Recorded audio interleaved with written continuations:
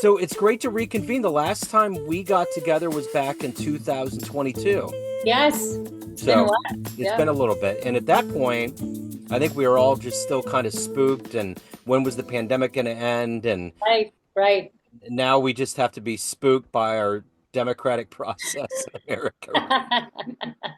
There's always some replacement theory that goes into it. But at any rate, the grand equalizer to all of this is the music. That's the way that we're going to be able to rest well. So it's good. Yeah. So yeah. Agreed. So in light of the fact that it's been 3 years since we spoke, how did you ultimately get out of the pandemic, and how much of this album and what you're doing and how you're operating as musicians goes into, living through that pandemic time? You want to take that one? I mean, for me, the album that we sent you was probably done 2 years ago. We came out of the pandemic, no? Yeah, maybe a year ago. Okay, a year ago, sorry. Yeah. It was kind of in the works. Like we started, the creative part of it, let's just say, not the finished thing or anything.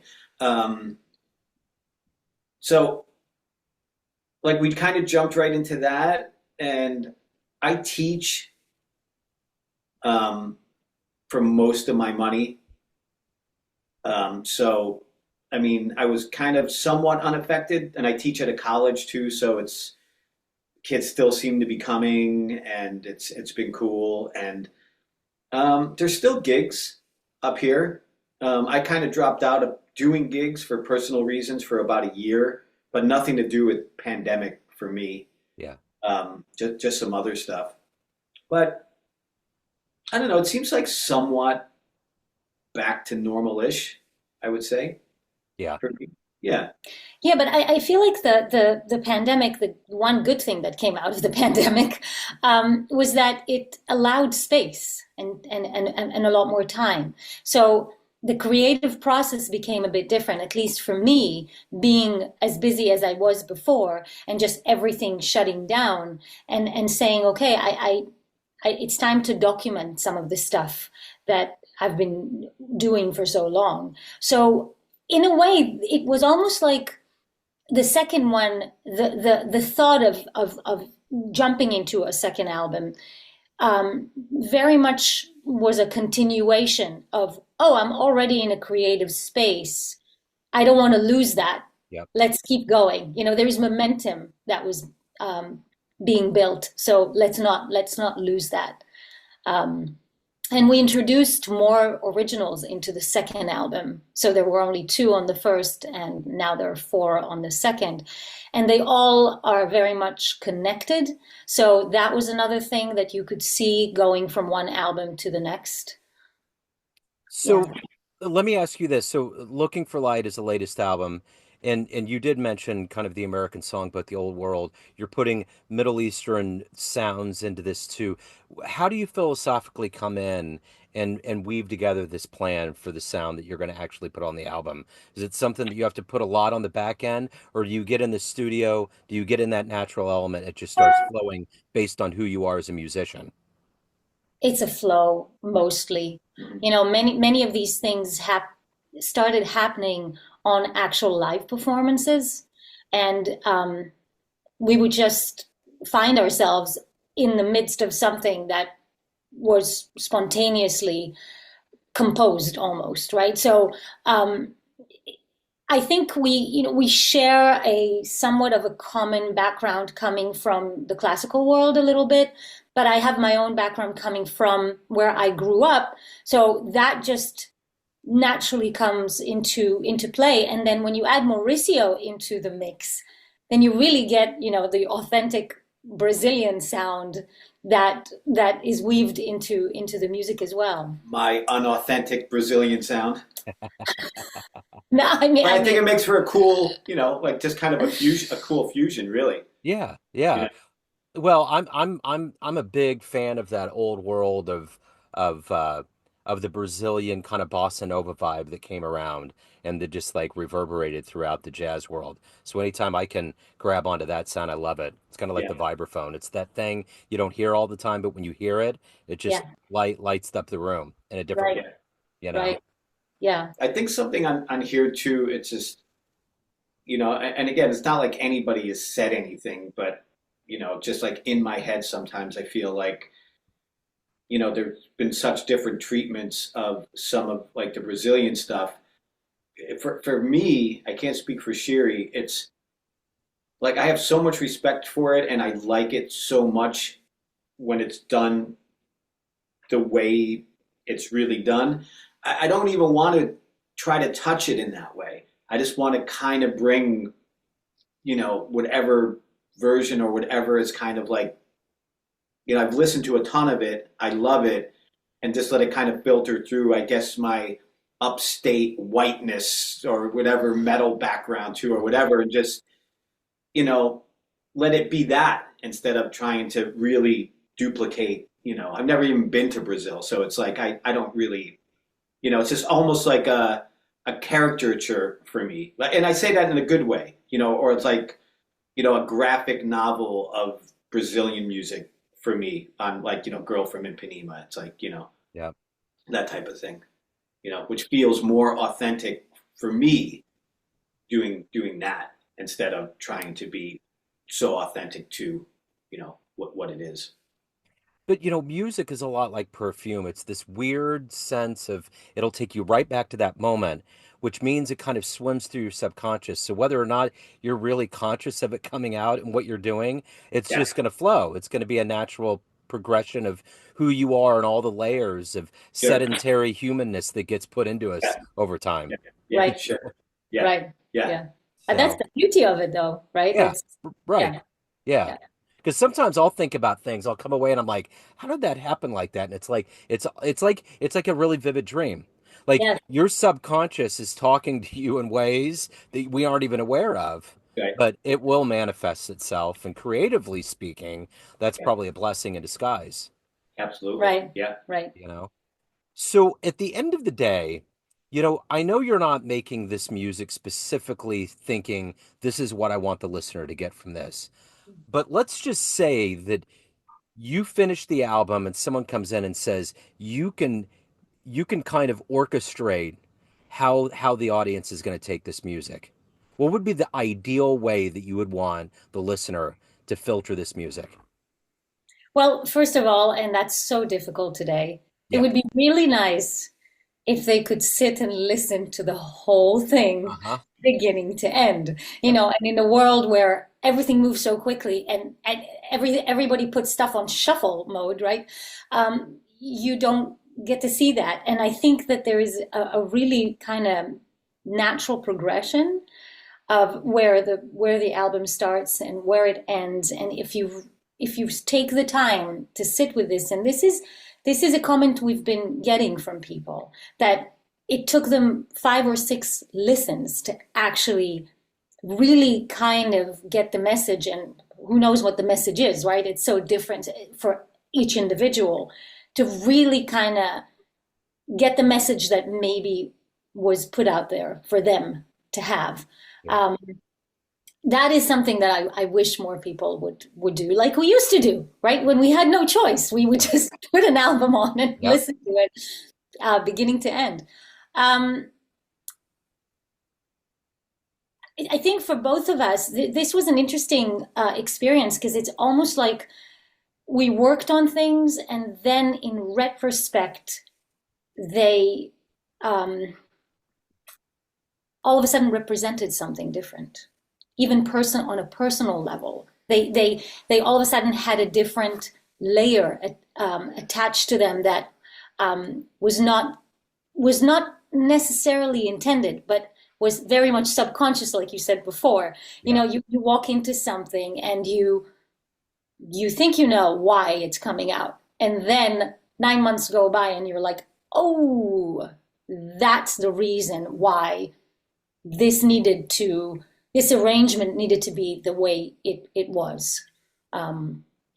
So it's kind of hard for me to Well, say it's kind what. of like you talked about, like the subconscious. It's almost like it was ahead of, like emotionally, again, I don't want to speak for you, Shiri, but I feel like I'm just adding on to what you're Yeah. saying. It was emotionally something that, looking back on, it's just like, oh, okay, this makes more sense to me now than it almost did while we were doing it. Yeah. Yeah. And I think the world has gone through so many changes over the last few years. Yep. And in a way,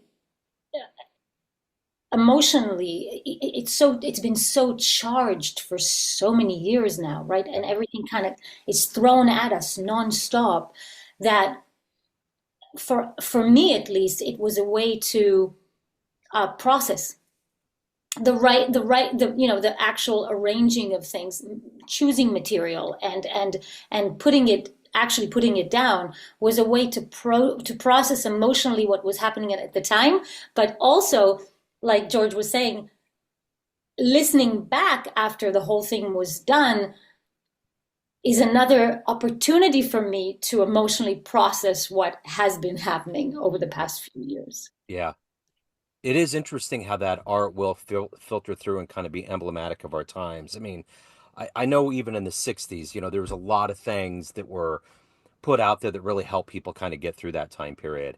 And I think that I don't know that artists are necessarily doing that right now, but I think it's a wonderful backdrop to make us feel connected and not feel so doomsday about what's going on, right? There's a level of regularity. I know, for instance, one of the things that comforted me coming out of the pandemic was that I had a publicity person tell me at one time CDs are going away, and I was like, huh, that's kind of the calling card. It's kind of the thing. And I know we're getting into this kind of like cashless society and everything has to be kind of invisibly transmuted like digital music.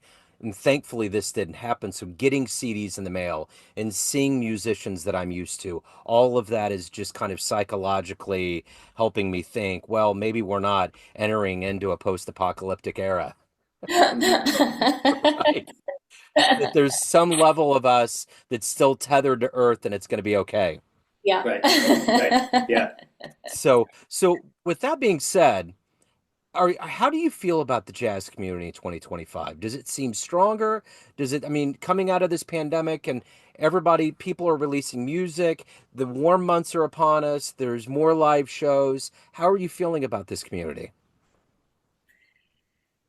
Personally, what I actually like right now that I'm seeing more of is Yeah, women in jazz. There are just more women, and I think, I'm sorry to say, it's still a very much male dominant genre. So, and in a way, if you're gonna see or used to see a woman, you would see usually doing what I'm doing. Usually, you would see a vocalist, and we're seeing a lot more women instrumentalists too, jumping into this and saying, hey, I have a voice and I have something to say. And I think it's just as strong. And maybe, the fact that it's not necessarily masculine is not a bad thing, right? We're bringing different elements into it. So that's something that I'm very, very happy to see happening all over. I mean, it's a hard time to be an independent musician. A lot of it you have to do yourself yeah, in a way, and I'm feeling it every day as I'm booking stuff, booking more and more gigs. I have to be my own advocate. I have to be my own manager. I have to be my own publicist, my own social media person. I mean, we're wearing so many hats in a way. It's taking a little bit away from the art itself yep, because how much time can somebody have to yep, actually sit with their art if they're so involved and preoccupied really with all the other aspect of having a musical career. So that's something that concerns me because it seems to be where it's all going. It yep, seems to be that it's all now expected of an independent artist. yep, It's a given. It's not even a thing anymore. That's what we do, and this is how we do it. Um, yeah, that's a concern of mine. I don't think it's going to change anytime soon, but that's what I would say. yeah. Yeah, that's bad.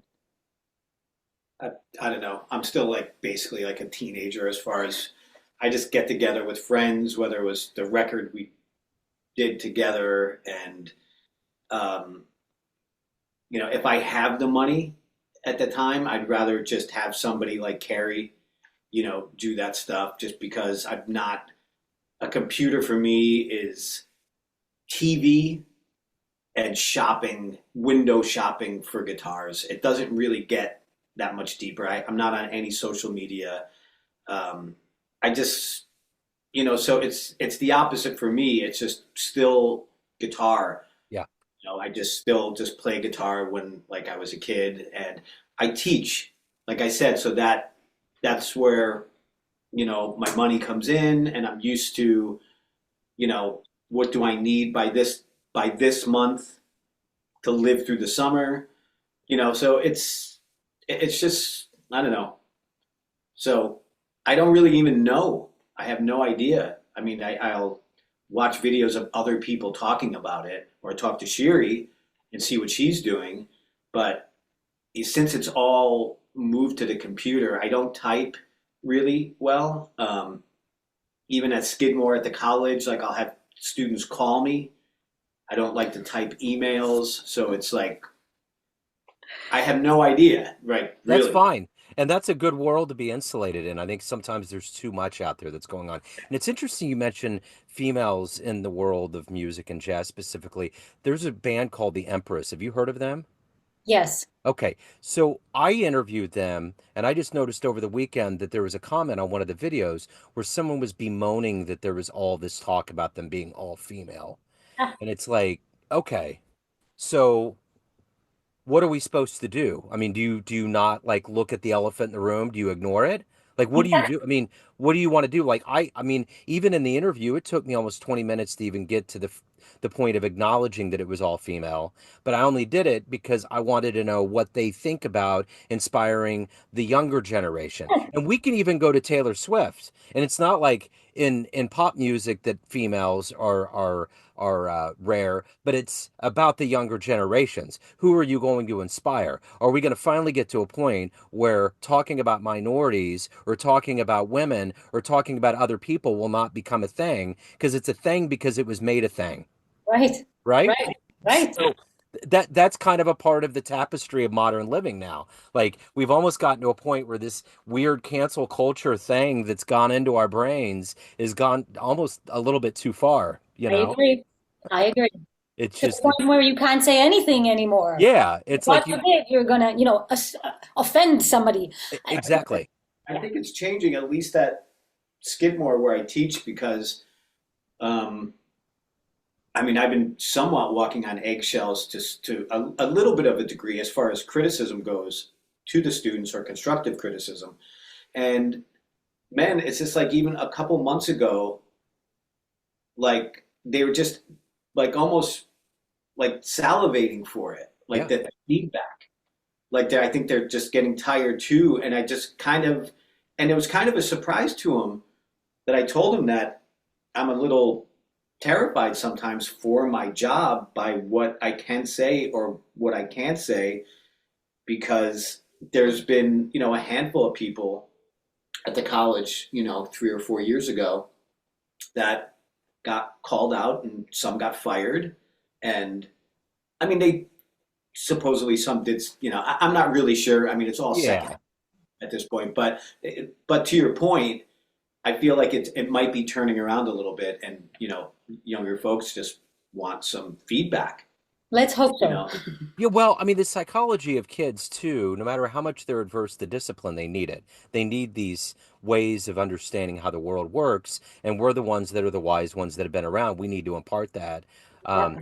I went to a Wanda Sykes show about a month and a half ago, and they have these bags that you put your phone in, and it's game yeah, over, right? So great. it was like one of the few shows that I saw that people were actually interacting. You could see people all nervous, like looking around, like, "Oh, my phone's gone." Like you could just see that like multidisciplinary technological tick in their heads.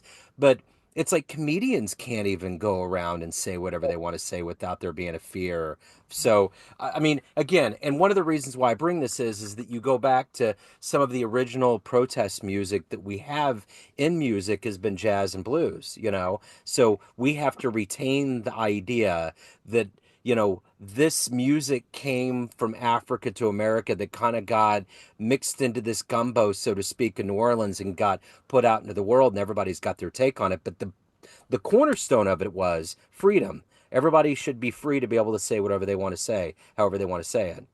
Right.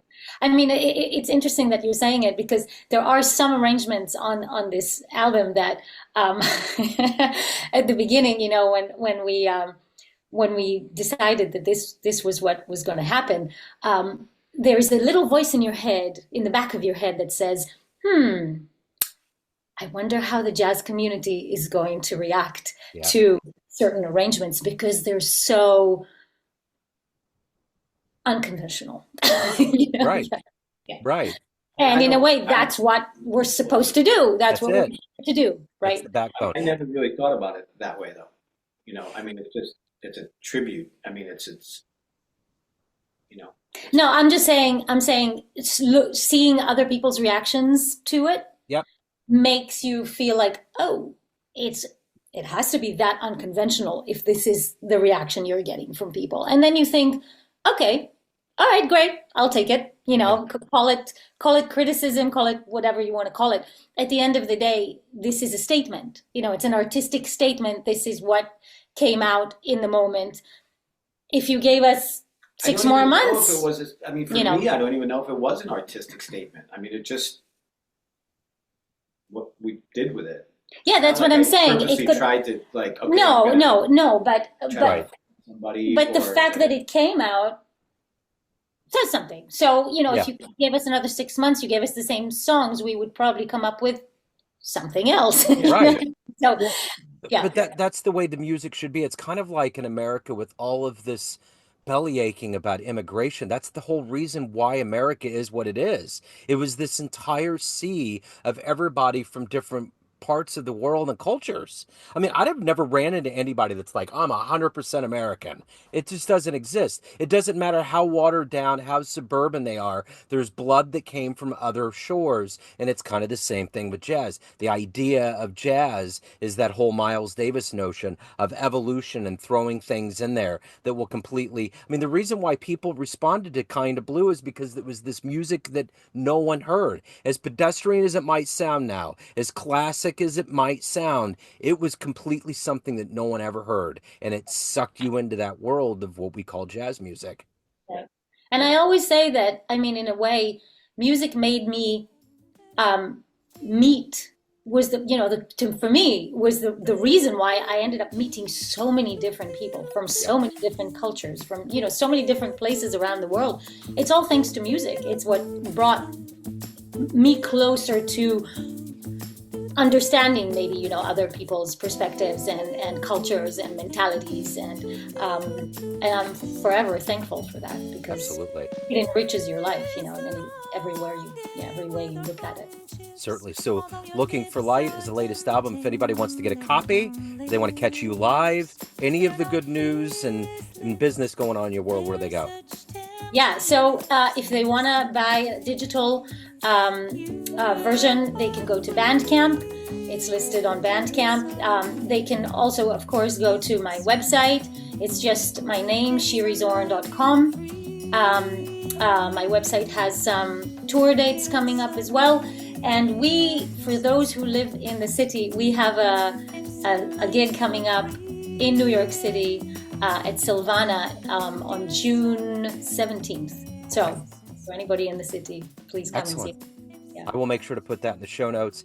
It's wonderful to catch up. Jazz fans, Joe Domino here, the host of the weekly Neon Jazz radio show and regular interview series being produced and distributed from Lee Summit, Missouri. We are very excited to let you know about the second annual Lee Summit Jazz Festival taking place again this summer on June 28th at the Bridge Space, located at 210 Southwest Market Street in downtown Lee Summit. Following the success of the 2024 festival, the lineup will include Lee Summit students, KC Area Youth Jazz, Paganova with Michael Pagan, Horoscope with Stan Kessler, Brad Gregory, Adam Larson, and the Lee Summit Jazz Orchestra. There will also be food trucks and vendors to round out a day of celebration. Early bird tickets are 2 for $30, and all details can be found at lsjazzfest.com. We can't wait to see you there.